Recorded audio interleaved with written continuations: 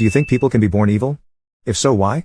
1. I know a child who I genuinely feel worried for the parents, as I suspect he will certainly grow up to be a herder if his trajectory doesn't change.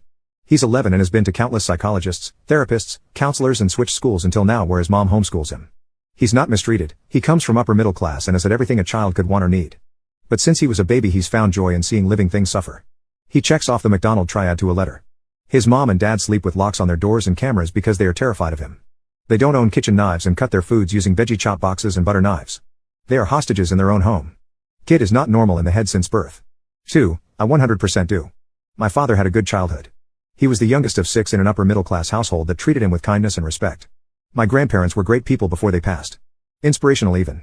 They went on to foster 40 children after their last kid, him, left home. He never wanted for anything. No one struck him, hurt him. Heck, my grandfather is the reason I don't raise my voice. His school was paid for, first car, etc. etc. All of his siblings are well-adjusted, functional adult humans. From the age of 7 to the age of 17, when I finally was able to leave, my father broke 11 bones in my body, not counting fingers and dislocated shoulders, etc. Locked me in an empty basement for days multiple times, starved me, isolated me, routinely fed me things like dish soap and the only meals I was allowed. He gave me, diagnosis and all, the kind of CPTSD that combat veterans and POWs get, and ended up with 2 offenses and a grand total of 3 months prison time for all of it. By age 10, I was numb inside and out. The man was a born monster. Took actual glee in physically harming people weaker than him.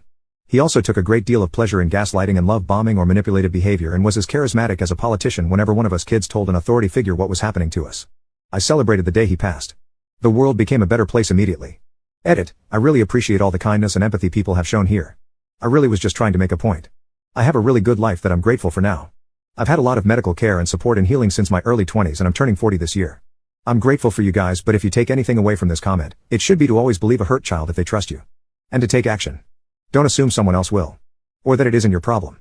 Children deserve protection and care. They deserve advocacy and safety. 3. Absolutely yes. As a teacher, I definitely had a few students who appeared to have no soul whatsoever behind their eyes. Scary stuff. 4. Maybe not evil, but sociopaths and psychopaths are real, and I had one in my family. No conscience at all. Lies all the time. Do I think they're capable of ending someone? Yes, and smart enough to get away with it. 5. I have a close family member who said about her own daughter that she was an evil seed. I'm floored that someone would say that about their own daughter. But my observation about that daughter's life doesn't disagree with the claim.